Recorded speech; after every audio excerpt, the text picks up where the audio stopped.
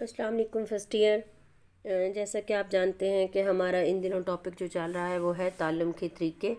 ہم نے اپنے لاسٹ لیکچر میں تعلم بذریعہ صحیح و خطا کو پڑھا۔ آج ہم تعلم کے دوسرے طریقے تعلم بذریعہ نقل یا تقلید یا لرننگ بائی امیٹیشن کے حوالے سے معلومات حاصل کرنے کی کوشش کریں گے۔ تعلم بذریعہ نقل یا تقلید کو ہم نقالی بھی کہتے ہیں۔ اس طریقہ کار میں بچہ جو ہے وہ دوسرے لوگوں کو یعنی بڑے لوگوں کو اپنے سے کام کرتے ہوئے دیکھتا ہے اور پھر انہی کے انداز میں کام کو کرنے کی کوشش کرتا ہے۔ جس طریقہ کار میں آپ دوسروں کو دیکھ کر ان کے کردار کو مشاہدہ کر کے کام کو سیکھنے کی کوشش کریں، اس طریقہ کار کو تعلم کے یا سیکھنے کے اس طریقہ کار کو ہم تعلم بذریعہ تقلید یا نقل کہتے ہیں۔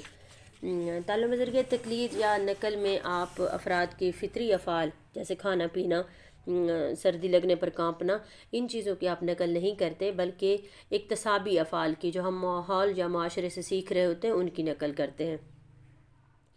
اور ہم اپنی زندگی میں بے شمار افعال جو ہے وہ تعلم بذریعہ تقلید کے ذریعے ہی سیکھتے ہیں۔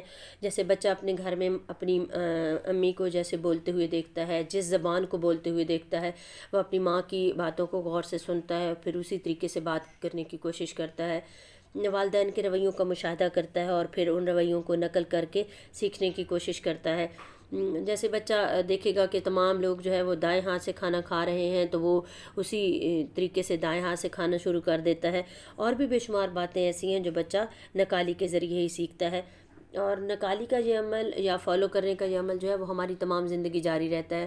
جیسے بچے جب سائنسی تجربات کرتے ہیں لیبارٹری میں تو وہ سامان کو جو سائنسی سامان ہوتا ہے اس کو اسی انداز میں ترتیب سے رکھتے ہیں جیسے ان کے ٹیچر رکھ رہے ہوتے ہیں۔ بچیاں جو ہیں وہ گھریلو جتنے بھی کام ہوتے ہیں جیسے کھانے پکانے کا طریقہ ہے، صفائی کا طریقہ ہے، کپڑے سلائی کرنے کا طریقہ ہے، وہ اپنی امی کو یا کسی بڑے کو دیکھ کر اسی کے انداز میں اس کام کو کر کے سیکھنے کی کوشش کرتی ہیں۔ تو آپ تقلید کے ذریعے بھی زندگی میں بہت کچھ سیکھتے ہیں، بے شمار رویے آپ کی اسی طریقہ تعلم کا نتیجہ ہوتے ہیں۔